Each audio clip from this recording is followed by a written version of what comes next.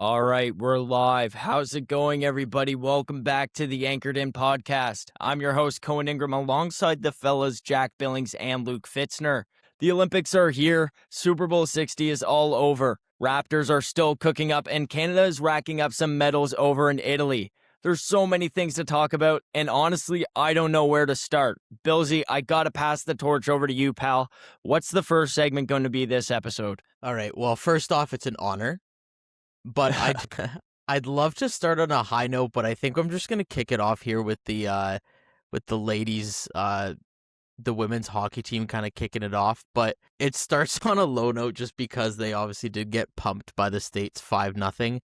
And again, this was kind of the terror going into it, just knowing that Philippe Poulin wasn't going to be playing in this game to see if these ladies were up to the task. Sad to say they weren't.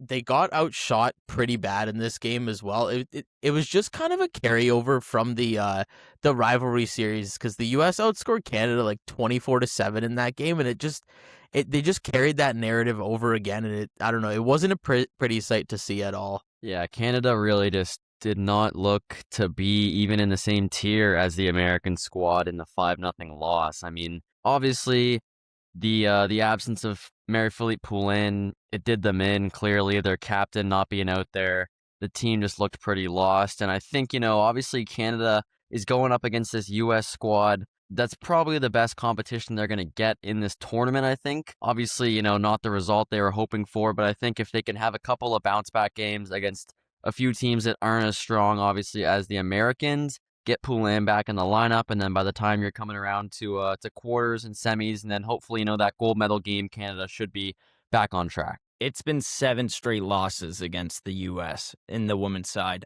It's the first time Canada's been shut down by them in the Olympics since 2002. And boys, by the way things are going, the gap hasn't closed. I think the Americans have lapped them whenever it comes to the talent pool. USA was mostly built off of NCAA players. The people that performed against Canada, which is the most PWHL heavy lineup, the NCAA players shine last night in between Caroline Harvey and Lila Edwards. One from, I believe it's Minnesota, the Gophers, and then Wisconsin. Lila Edwards has been tearing up in NCAA. I've been following her for quite a bit. A Red Bull athlete.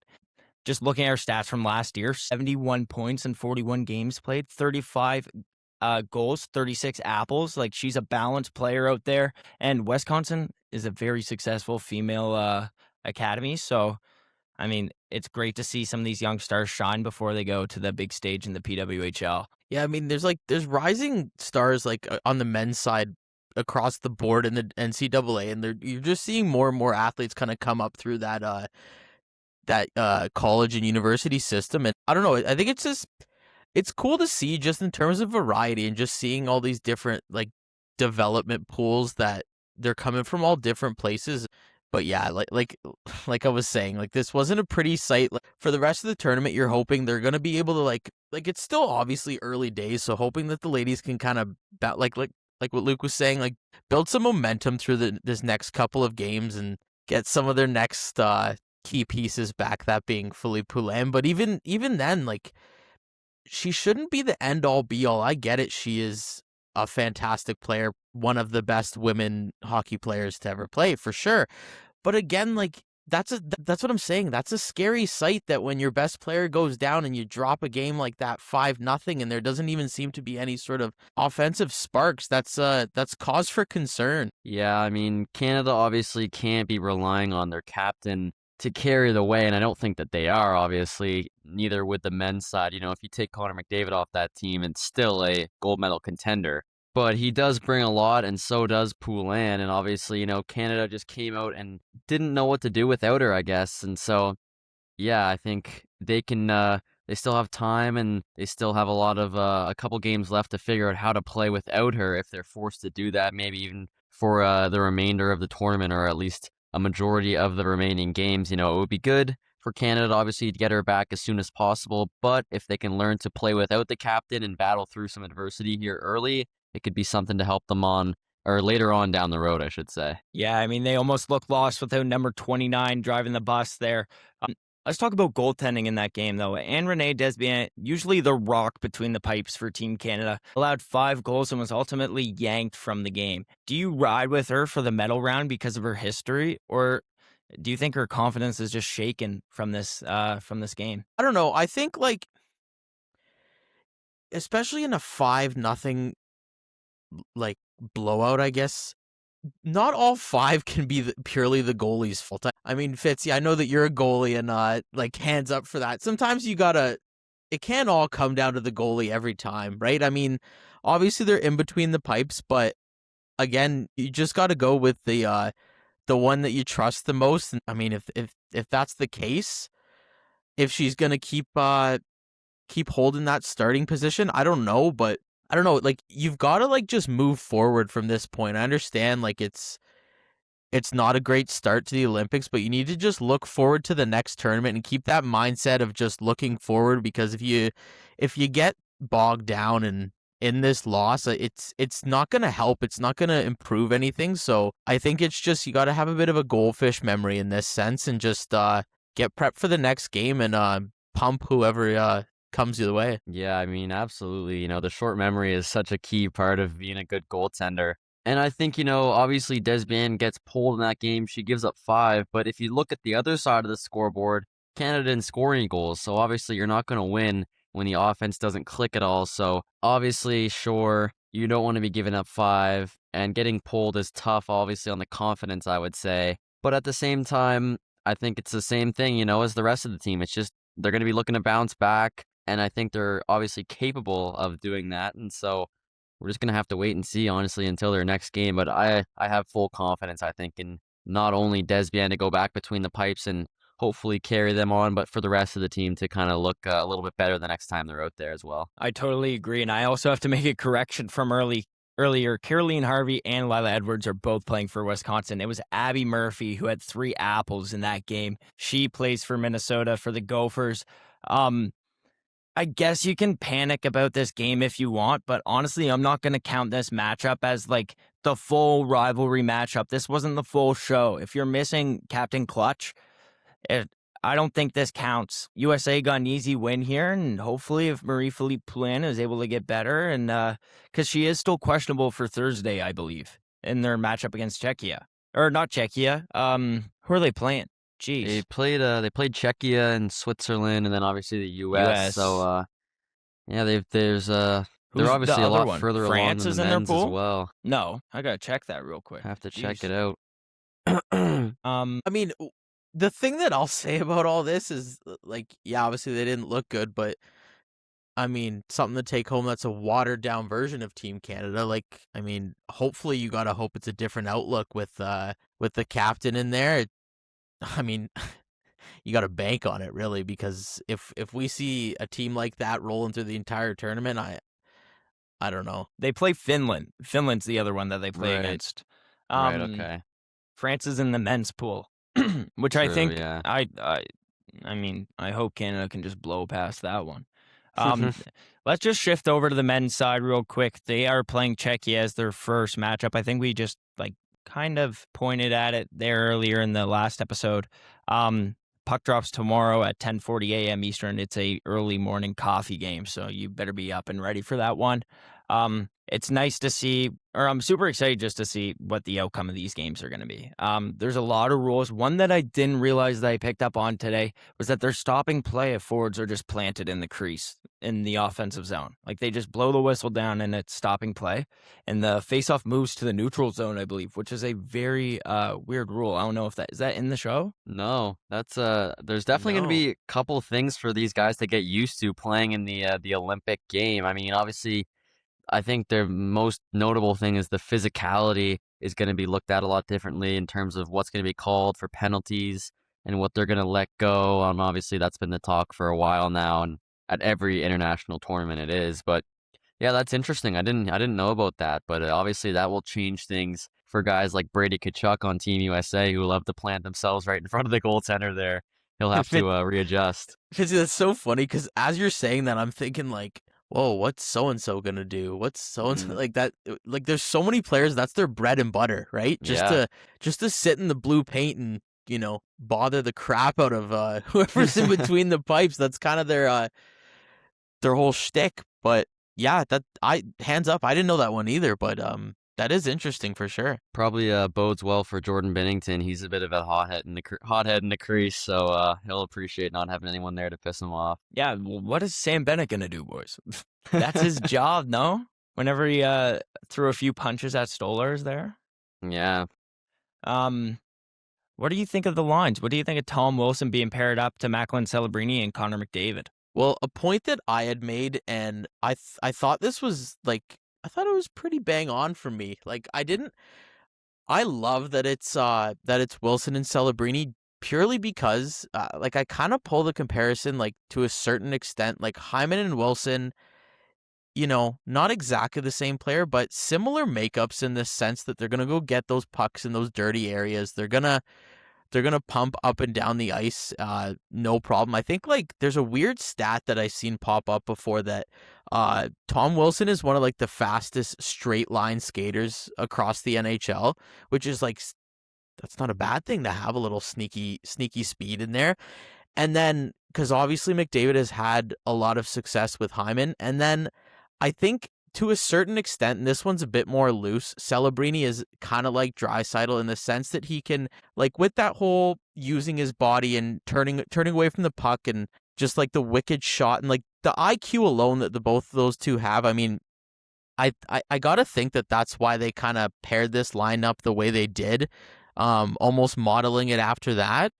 At least that's what popped into my head as soon as I heard these guys paired up with McDavid. But I don't know, I think that line has potential to do a lot of damage just because you kind of saw in the Four Nations where the McDavid line didn't live up to the standards, because I mean the McDavid standards are up there, right? So you want that line to be pumping out at least 3 to 4 points a game by the standards of McDavid. But I don't know, I really like this combo, and I really can't wait to get those guys firing. Yeah, I mean, we've seen the lines and we've known what the lines have been for so long now, but it just feels like you can keep going and keep talking about it, because I know, it's been so long since we've seen players of this caliber all come together at the Olympics. Obviously, the Four Nations gave us a quick sneak peek of that last year, but it's just so exciting to see this roster that Canada has. The forward lines are just so deep, and I mean, you've got Sidney Crosby on the third line with Mark Stone and Mitch Marner. That's an insane line.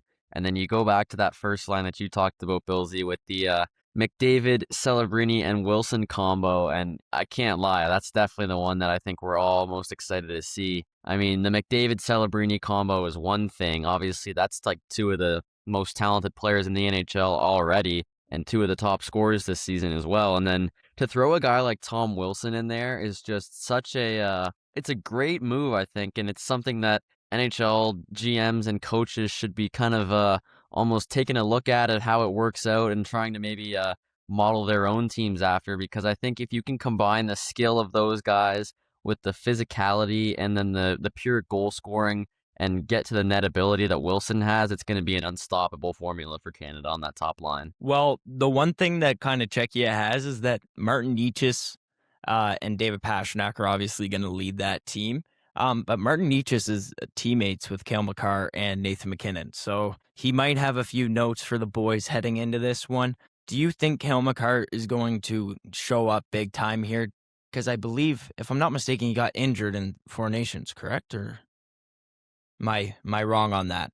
I think he did. I mean, speaking of goldfish memory, I've got a brutal memory, but I feel I think you're right on that. I don't know if it was pulled out of a game or whatever it was, but I don't know. He missed the game against the U.S. in the prelim. Oh, okay. Right. Okay. Yes. There was, but it was with an an illness. It was a sickness. It wasn't like an injury. But well, to your point, Cohen, with Nate just sending over notes, I think those two are just so good. I don't know how much good notes are gonna do when Mac Dog's flying down the ice at 1,000,000 kilometers an hour at you. I don't know. I just I don't know, the pure firepower on this team.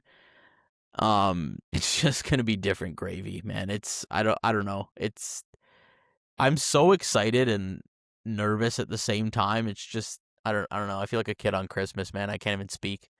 Well, yeah, there's a lot to be excited about. I mean, like all these teams, even watching the Sweden Italy game today. What a game that was! And then Slovakia beat Finland earlier, so that's a shock as well. I mean, obviously anything can happen, and it seems like this year anything kind of is happening so far. So I'm excited to see what the Canadians are gonna do, but obviously the skill is just unmatched for them on paper, and that's I think the most exciting part, especially that offense and what the power play is going to do. It'll be exciting to see for sure. Well, if Olympic experience comes into play here, boys, USA has 0 past Olympic players on their roster. None. Canada's got the best past Olympic player since NHL got removed from the Olympics. So if it ends up being the classic USA Canada in the finals, we could see if Olympic status really means something there, and I'm excited. A lot of people think it's going to be those two, but I don't know. Do you guys want to talk about goaltending a little bit? People think Jordan Binnington's going to be the starter here. We've talked I about think it. that's confirmed now. Yeah. I think for Okay. tomorrow. Logan He's supposed Thompson to had a start, pretty hot run there right before the end of the NHL. Yeah. Do you think if Binnington has one bad game, it's going to cause a national panic, or do you think Logan Thompson is going to be able to be that cushion for Team Canada? Jack. I don't know. I'll say that I completely disagree with this decision starting Ben. Like, he's lost his last 7, man. Like at this point, like you've got 3 fantastic goaltenders going into this tournament. Why not just ride the hot hand in Logan Thompson? Like I don't again like on a national level, like Binner's been that guy, but I don't know. Like I mean, I'm not John Cooper for crying out loud. And some days I wish I was, but I don't know. I just disagree with this one completely. Obviously, I'm not on the ice. I'm not there in practice. I'm not, I'm just Joe Blow on a mic here. But I don't know. I don't like it. I would have liked to see Thompson but I think too, like, because Cooper is like he's famous for not wanting to start goalies back to back. Like I think he rarely does that with Vasilevsky in Tampa. So I mean, if they're starting with Binner in the first one, I gotta think that Thompson's gonna get the start in the next one. I think he's gonna swap them in and out, and obviously use Kemper as needed. But I don't think it's gonna be Binner's net alone. I think they might flip flop between the two. Well, I think what it comes down to is winning, obviously. And so Binnington getting the start tomorrow. If he wins, I'd say he's back in. And if he loses, I think they will probably pivot. And I certainly hope they do, because the decision to start Binnington in the first place is a little mind-boggling. I mean, if you look at some advanced stats, he's been the worst goalie in the NHL this year in terms of expected goals against. He's let in far more than anyone else. So, I mean, he has the credibility from the Four Nations, and that does say something, but it's just hard to believe that he's the better decision over Logan Thompson or even Darcy Kemper at this point. So I'll be excited to see how he does, and obviously rooting for the guy because he's a Canadian at the end of the day and we want to win. But it is a little bit of a strange decision, but not one that I don't understand why they did it at the same time. And I think a lot of us saw it coming that Binnington was going to be the guy for Canada coming into this tournament. But again, I think, there's probably a bit of a short leash for him. And I think if things don't go his way against Czechia, then we'll probably see a different face between the pipes for the next one. Well, the pickups between Sam Bennett and Seth Jarvis show that he likes working with people that he worked with last year in the Four Nations, and starting Jordan Binnington is just another sign of that. Do you think the matchup against France is going to be tough enough to show what Logan Thompson can do against some of those big matchups? Well, if we're being real, I think the matchup against France is going to be about as lopsided as it gets. Yeah, so that's I think what I mean. whoever goes in nets for that one, it's going to be maybe 8 shots against or so. So I think, that one's a freebie, but whoever gets that one, I think I think they're going to just ride the hot hand, whoever's winning games is who they're going to be going to for the next one. So that's obviously a bit of a freebie there against France. So it could be good for whoever gets in nets for that one, just to maybe build some momentum, even if it's not going to be a 30 save performance. Yeah, Jack. I think, well, not to like pivot or anything. I think what's like interesting about this, obviously our the closest reference point is the Four Nations, but something I was kind of thinking about is, like once we heard the lines for the Four Nations and the team they were going with, they're thrown right into the fire, and it's like big games out the gate. Because I think like the first game was Sweden. Yeah, exactly. Went to So overtime. somewhere along the lines of that, but like I said, goldfish memory.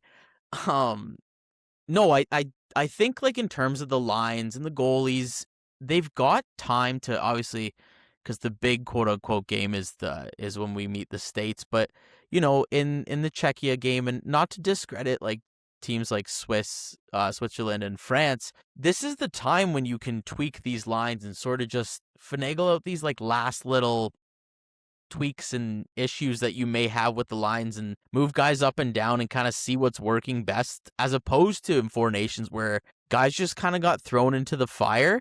And mind you, like Canada dealt well with it and they got it done. But that's what I'm saying. Like it's a little bit different this time around, just in terms of like preparation and kind of, I don't know, finalizing and stabilizing for that matter, just which lines are going to go out. With like general like lineup matches and all that sort of thing. I think there's time to sort of get their feet wet with this team. Luke, what do you have to say on that? Yeah, I mean, I do agree. I think you can definitely use those games as a time to see what's working and what's not, and then you get a chance to test your offense out a little bit and kind of see what works in that kind of aspect of things. So I think Canada will be definitely looking to do that in this tournament. They've got a couple easier ones because, like you said, in the Four Nations, you're thrown into the fire against either Sweden, Finland, or the U.S. There's no easy games there. There's really no open ice that you can afford to make any mistakes. And so I think for Canada, this will be a bit of a different aspect there because they've got the matchups against some of those teams that they'll probably dominate. And so I think that's a good thing for them to kind of get a taste of how winning feels a bit more lopsided here and kind of show the offense what they can really do. Well, speaking of what people thought were going to be lopsided games, let's talk about that Italy versus Sweden game today. 2-2, and then Italy was only down 3-2 going into the third period of play. Sweden was supposed to be one of these underdogs that might be able to shine and potentially even make it to the finals if all their pros can like push them that way. Italy put in a little bit of a fight there, boys. Gustafsson was a little bit leaky. 2 goals is a pretty hot start for a team like Italy. Home advantage, baby. No, dude, I mean, I don't know if you guys saw that first one that Gustafsson squeaked in, but like Yeah. that was bad. Like that was brutal. But not only that, like I think what was it at the end? I think Sweden posted 60 shots by the end of that game, which is unreal. But that's also a testament to a Swedish team like putting up 60 shots and you only leak in that many. That's pretty solid goaltending. I think because I believe the Italian goalie got pulled. He did. And yeah, so it was, I don't know if it goes, okay, so it's Damian Clara was the goalie, number 20 as a goalie. That's a little bit funky. And then it's David Fadani was the one that went in, and then he let up 2. So, I mean, 49 shots against, 46 saves. Yeah, that's a good stat line right there, honestly. I think he got pulled more for like because he would have actually passed out in the crease if he got any more shots. So, no, that was an unreal performance in the blue paint. Yeah, it definitely wasn't his fault. No, man, because obviously we were in class while the game's going on, but hands up, we're all obviously sports fans and we're all locked into it all at the same time. And I'm looking up like leave it to the Olympics to have like, like lo and behold, a kid like that, have a game like that against a stacked Sweden team. Like even in that Finland-Slovakia game, I was upset to see the Slovakian goalie again, another outstanding performance. And then I looked up because just kind of where he was like drafted and that sort of thing. And lo and behold, he's part of the Minnesota Wild organization because they need so much help with goaltending, clearly. But yeah, they have another unreal goalie prospect. But yeah, it's cool because I find with the Olympics, there's so many like. Yeah, absolutely. I mean, we're talking so much about Canada and US here, but we obviously know all those guys. There's definitely been some guys though, like Clara, who had the great game for Italy, who just come out and at the Olympics, these guys have so much pride playing for their country that it just it unlocks a new gear almost, and they just can play their hearts out pretty much. And you saw that today with those goaltenders. Obviously, Slovakia got the win over Finland, but unfortunately for Italy, couldn't quite get the same decision against the Swedes. That would have been tough and probably one of the biggest upsets of all time in the Olympics if It would Italy have was to able be. to come up with that one. But I mean, they didn't fight they fought hard. They didn't play too bad of a game. Obviously, the Swedes dominated offensively for most of it, but Italy took what they were given, and that's what a team like that has to do. So I think, 3-2 going into the third, they're going to be pretty happy with that. They kept it that close, and it wasn't the result they wanted, but it's definitely a step in the right direction. For being the host team, they have to have the hardest group out of everybody. Yeah, because Group C is Denmark, Germany, Latvia, USA. Group B, Slovakia, Sweden, Finland, and then Italy. And then for Group A, or did I say Group A? I meant to say Group You B went if I did. But I you meant went to, C and then B. yeah, C, B, now Group A. It's Canada, Czechia, France, Switzerland. So Yeah. for being the host team, sometimes you see these host teams usually get the easier pools. Some say out of luck, some say it's because they're the hosts. If Italy wants to even get a fight in this, they're gonna have to fight against some tough teams. That Group B will be exciting to see who comes out of that one on top. If you guys want to move away from the Olympics, it's so we love the Olympics right now, but it's hard to watch the NHL be gone right now. Yeah. I'm missing some NHL games. Let's shift over to the Toronto Raptors real quick. They face off against the Detroit Pistons as we are recording this podcast. They are on the road, 16-10 so far this season on the road, but they're playing against the best defensive team and pretty much the best team in the NBA here tonight. And Cade Cunningham and the Detroit Pistons, number one in steals in the league at 10.7 and blocks at 6.2. So this is a gritty team that Toronto's going up against. And if the Raptors can come out on top, this could be a hot streak to come. What about you guys? Luke, start off. Yeah, I mean, the Raptors are going to face a challenge tonight, but it's not one that they're not really prepared for, I don't think, either. Obviously, the Raptors have been doing good recently. The wins have been coming steadily, which is not a surprise, but it's just a lot different from last season that they've drastically improved this much over the course of just 1 year. And obviously, Brandon Ingram, who just got the All-Star nod, has been a big part of that. So tonight against Detroit, obviously the last game before the All-Star break, I think Ingram's going to be playing with a bit of a chip on his shoulder that he didn't originally get the selection. Now, obviously, he's going to be going, which props to him for that. It's well-deserved, and alongside Scotty Barnes, of course, who also well-deserved getting his All-Star selection this year. So the Raptors, it's a Pistons team, obviously, that has been dominant all season long, and like you said, the defensive stats have been really good for them. So obviously the Toronto Raptors are going to have to they're going to have to dig deep and play their best basketball tonight. I think they're going to be missing Pirtle and Murray Boyles, though, Yeah. so the big men situation isn't looking great. That's why they went out and got... Mamukelashvili's coming back.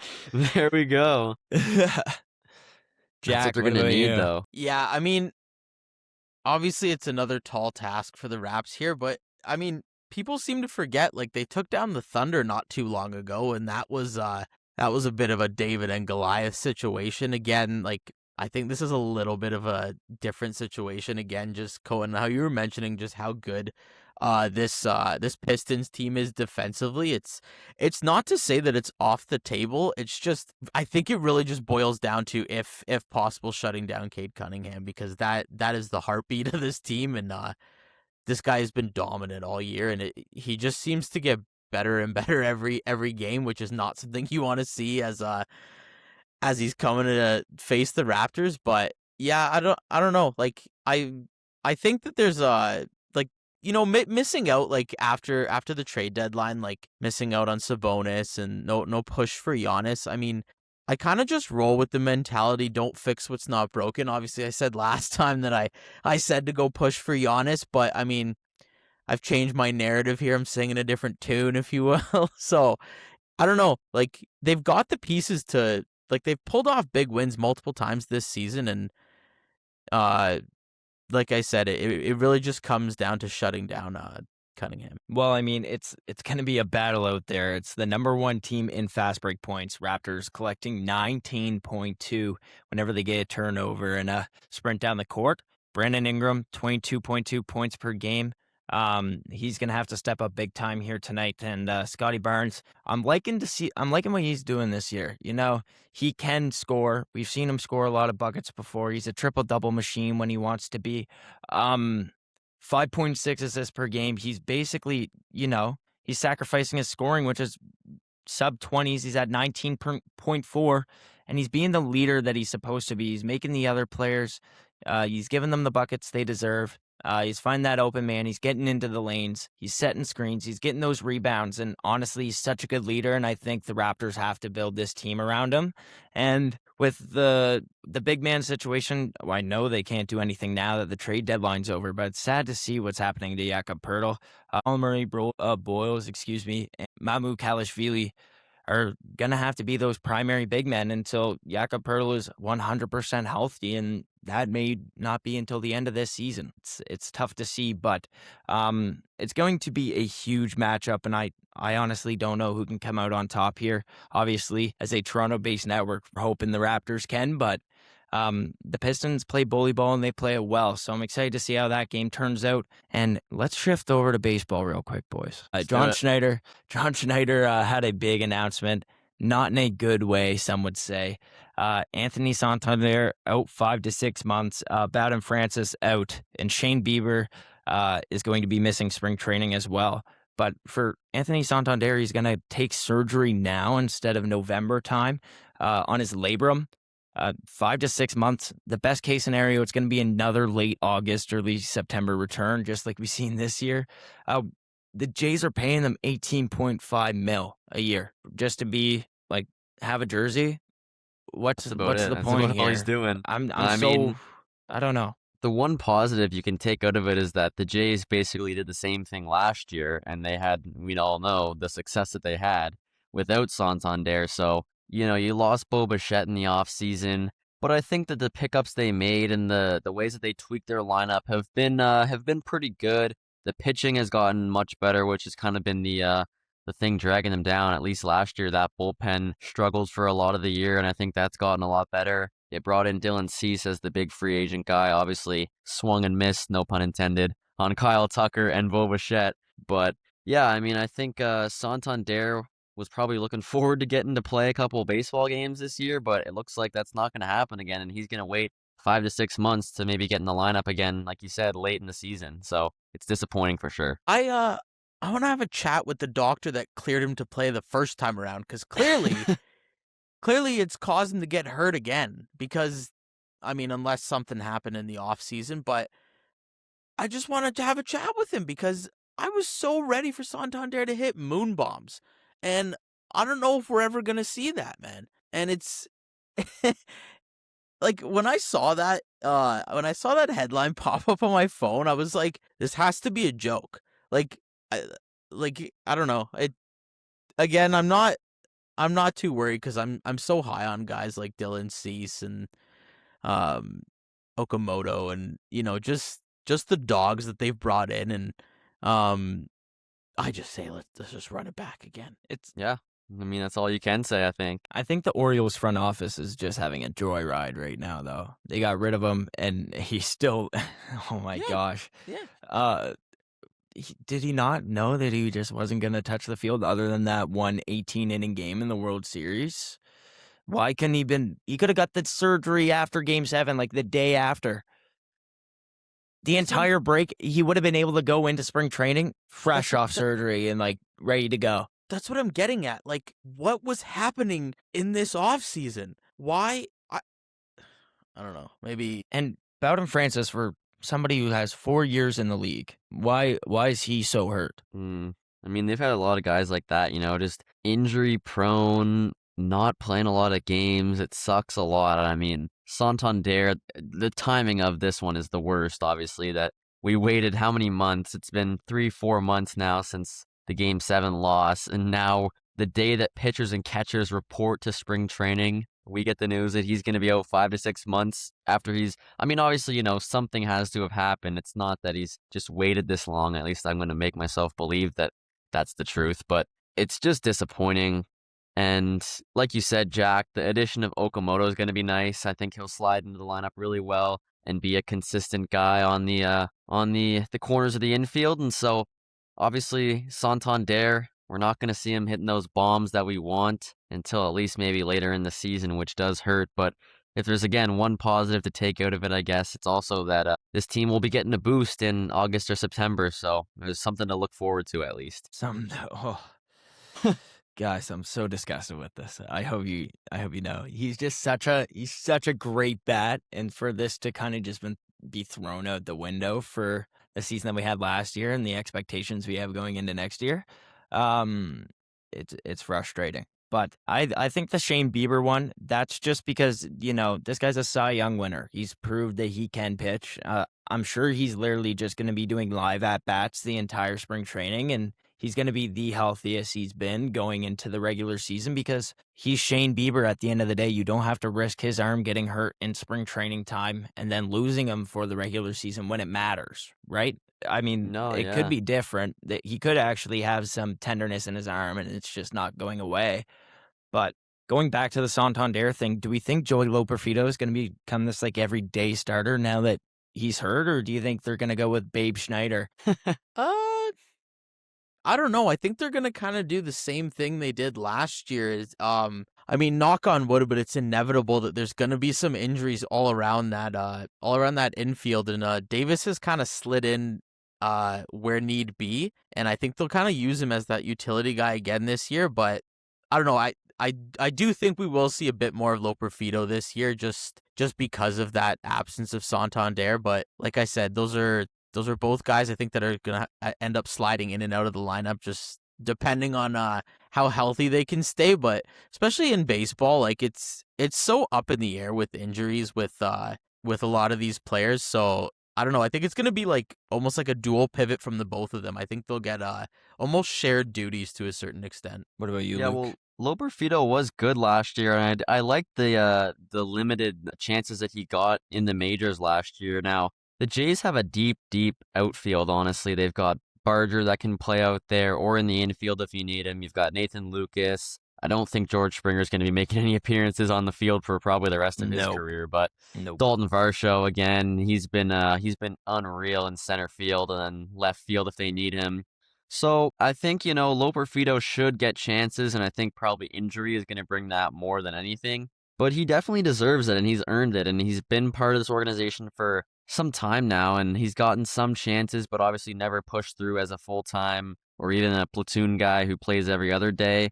And I think this year definitely opens up a bit of opportunity for that, especially depending on how guys like Davis Schneider and Addison Barger are hitting, because their defense obviously isn't the top tier that those guys like Varsho bring. So I think the young guys, it really comes down to the consistency that they can bring when whether they're going to get into the lineup every day or not. Well, just to kind of wrap it up, the Jays front office paid for 40 home runs and got a hospital bill out of this one. So they're going to have to rely heavy on Joey Loperfido to kind of be that reliable corner outfielder, because the Santander era hasn't even started yet. We got a little taste of it. I think he had, one home run last year? If that. Yeah. He was nothing. I thought he was going to come out hot out the gates, and no. But I mean, the switch bat, you can't get rid of a switch bat. They're just so valuable, and especially in today's day and the game, especially with the amount of lefties and righties and coaches basically just switching pitchers. No matter what the pitch count is now, if you have a lefty bat coming up, you're going to want that lefty pitcher. But we're at the 40-minute mark here today, folks. We got Super Bowl 60 left to talk about. A lot of mixed opinions on this one, fellas. Where do we start? Where do we start on Super Bowl 60? I think the best part of it was probably the halftime show, honestly. I agree. The game was a snooze fest. But, I mean, there were good performances at the same time, not by Bad Bunny, but by the players in the actual game. I mean, Kenneth Walker had a great game, and he was kind of the leading force for the Seattle offense all night long. Sam Darnold did his job. He didn't need to come out and have a 300-yard passing performance to get it done for the Seahawks. He just, he was steady, and I think in the end, that's why they came out on top. The defense was strong. The offense didn't really click until the fourth quarter, but, the defense holding back Drake May and the Patriots, who just couldn't get anything going all night. It was painful to watch, honestly. The passing game was not there. And then the Seattle defense on the ground just was shutting everything down. I think the Patriots had 4 first downs in the first half or something like that. It was So, brutal. I mean, it was a tough watch for sure. Jack, what about you? Well, I don't know. The coolest part of this for me, boys, was just seeing this whole like Sam Darnold redemption arc kind of, send him off on a nice note. I mean, I don't know. I've definitely liked to see him this whole turnaround this year, playing on what is it? Like 6 teams, 5 teams in 8 years or whatever the number 5 is. teams, I believe, yeah. Yeah, it's just crazy like seeing what this guy's kind of been through, like being drafted in the same draft class as Mayfield, and because I think Baker went first in that draft, and then Yeah. guys like Josh Allen and Lamar Jackson are taken just after him, and he got labeled a bust when he played for the Jets, and then he kind of got moved around, kicked around, and then you kind of get to see him in his element in this Seahawks team. And it was just, I don't know, it was nice to see the guy get a win, and it was cool to see him bring home that trophy. But like I don't know what you guys like. I was saying in one of the last pods that, I mean, this came no surprise to me that the Seahawks won. I didn't know it was going to be such a snooze fest from the jump, and I mean, because I think Drake May was sacked like 6 times in that game, and he was sacked 21 times across the whole playoffs. And I saw that stat, and that's like the most for any single postseason quarterback in history to be sacked 21 times. But I mean, the main takeaway from that is he looked like a second-year quarterback out there, like in his sophomore season again, which is unheard of that he was able to do what he did. But like even just watching that game, you kind of felt for the Pats for a certain extent. It's just like you saw Chris Gonzalez being like the only bright spot for that team, because I mean, I say snooze fest, but there were quite a few times when Gonzalez kind of saved them, just from leaking a few in the first quarter. But yeah, like I said, I'm just happy for our boy Sam Darnold just to get his Super Bowl. I thought Jason Myers was going to get the MVP at the end of that one. It was, I had no excitement going into the halftime show. I think the halftime show would have been a little bit more enjoyable for me if the game was good leading up to the halftime show. But with it being 9-0 on the scoreboard, or 9-0 or 12-0 going into the half. 9, yeah. Yeah. 9 or 12. Might have been 12, actually, but either way. If it's a single point game, like a single digit game, what is there to be excited about going into half? Everything really kind of just started heating up in the fourth quarter when it was too late for, like, pretty sure 50% of the people still were sitting on the couch with it on, but were snoozing. And I don't know. It was kind of disappointing. I thought with the Super Bowl 50 rematch, Super Bowl 60, 10 years apart in the same stadium, I thought that was super cool. And I thought leading up to it, you know what? People are kind of hating on the Super Bowl. It might be a dandy. It was not a dandy. No. But again, Sam Darnold now going into next year, a lot of eyes are going to be on this quarterback out of nowhere. Now, things were heating up for the Seahawks. Obviously, people were looking at him during the regular season when the Seahawks were on their tear. But now going into next year, he has a lot higher expectations, and it's going to be nice to see if he's going to be able to follow through on them. We have reached pretty much the 45-minute mark, and I think, you know what, this might do it here, folks. We covered everything we were supposed to here tonight. It's been no break today. We went on the full run. Didn't even realize that one, but the boys aren't tired. It is currently 8:30 p.m. Eastern, so we're getting to you guys late here, but this is going to drop Thursday morning. It may be a little bit more consistent on Thursday mornings, just with us being in school and whatnot, and the way the schedules have been working out. But anything you guys want to say before we wrap this one up? Jack, let's start with you. Nothing really. I mean, I'm just ready to get into some more Olympic stuff here. I mean, obviously we're kicking off into the thick of it with Team Canada, and I can't wait to get the train rolling here. Luke. Yeah, I mean, tomorrow's the day. First game for the men's squad. I think that's what we're all just kind of waiting for right now, and it should be a good one. We talked enough about it here today. Let's finally just get it underway, I think, is what everyone's thinking. So definitely excited for that one tomorrow, and then for, of course, the rest of the tournament to continue on after that. Well, boys, let's just hope whenever we come back next Wednesday, we are going to talk about a lot of W's between Team Canada, maybe picking up some gold medals in the other events too. No, we're picking up some bronzes, but we're still trailing behind on that medal count. So hopefully they can pick that up, and we have so much more to talk about in the next episode. Thank you all for watching and sticking around till the very end. I'm Cohen Ingram alongside Luke Fitzner and Jack Billings. That's it for episode 4, folks. We'll see you next time. Take care.